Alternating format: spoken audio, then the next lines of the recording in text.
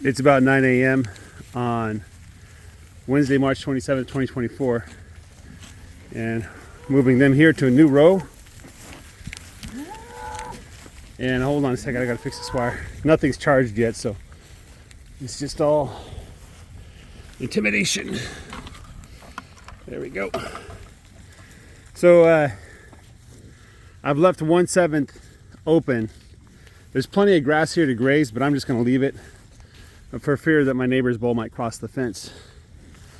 This is where the sheep were about 3 weeks ago. If you remember, they basically grazed all this grass down to the ground, but now it's completely regrown in 3 weeks. This southern, or the northern half of this, is a little better than the southern half, because the southern half, I think they overgrazed a little bit. Left them there a little too long. So there is quite a bit of difference in regrowth, just with a few days and with an inch or so of growth that's left over.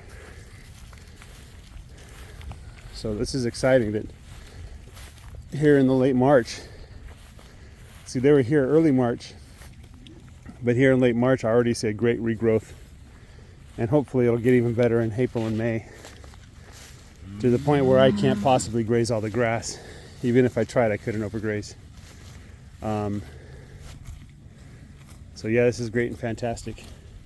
When I came out to the field, the cows, they were all at the end grazing fresh grass, which is good. I like to see where they're supposed to be. I don't like to see them spread out in the row. But they fairly quickly came to me when they saw me setting up a new row. They started mooing at me to let them in. They wanted to get some of this yummy grass. So here they are, munching on the yummy grass. So we are officially out of the stockpile that I set aside for winter. I set aside from winter for spring. And so we're in pasture that I've basically grazed every 6 weeks, I'd say. And then I got the sheep and they grazed here 3 weeks ago. This was my forage that I was working on. There was lots of Bermuda grass when the cows first came through here. And I swear the Bermuda grass, even though it looks dead, it regrows. It always surprises me how much I actually have. And of course I had to supplement protein because the Bermuda grass doesn't have anything in it. It's basically empty filler. But the cows are happy to be back now. So we got, I think, let's see, this is the 5th row of 12. And then we got the 6th row of 12. And then we'll be in the southern half of the pasture, which at first isn't very good. I'm not really excited about getting there to graze. I decided not to do anything. I was thinking of giving them wider rows in the northern part of the southern half, but I figured, you know what, if they go a little hungry, it'll be fine. If they overgraze a little bit, it'll probably be fine. So we'll see what we get by the time we get there. We do have like another week before we get to the southern half. So, you know, a lot can happen in a week with grass in springtime. Hey, there's number 27. I think number 27 was born to number 10, if I recall correctly. I had this idea of like numbering the cows and then numbering the calves with the same number. And then one of my commentators suggested using 3 digits, where the first digit is the last digit of the year. So calves born this year to be 400 something. So the thought was that if number 10 gave me a calf, so number 10 would have the last digit of her year that she was born. And maybe I use a different color for different decades, just in case it's a problem. It probably won't be, but so if number 10 had a calf, then I would label that calf 410. And the next year the number 10 had a calf, that'd be number 510, and so on.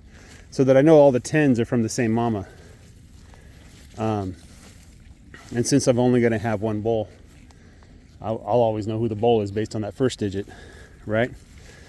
And the only issue I see with that is that there's going to be gaps as I get rid of mamas and replace them.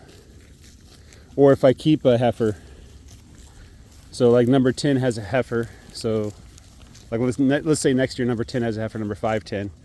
And so in 2027, number 510 has a calf and number 10 has a calf. Well, see, that's overloading there. So that's not a good mathematical solution. I think it's an interesting idea, but it really doesn't. I don't know. I guess there's no good way to really put information in the ID, which is one of the principles of good database design. They all have unique IDs, and then you put it in a table. So that bare spot of skin on this cow, I think that's just lice. So the cows, they pick up lice in the spring. I think.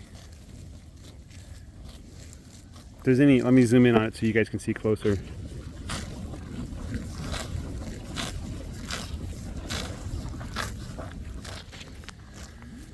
I'm not too concerned about it if it's just one patch on one cow.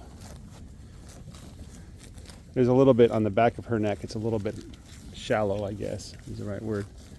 But we already got flies. Number 14, you're a fly magnet. So I think I'll just keep going with unique IDs and then just keep it in a database where they came from, who their mama was, what year they were born, things like that. Since I'm only ever going to have like 15 cows in the distant future, I should be able to memorize all of them. What are all these calves doing? Is this like the first time they've seen a tree in their life?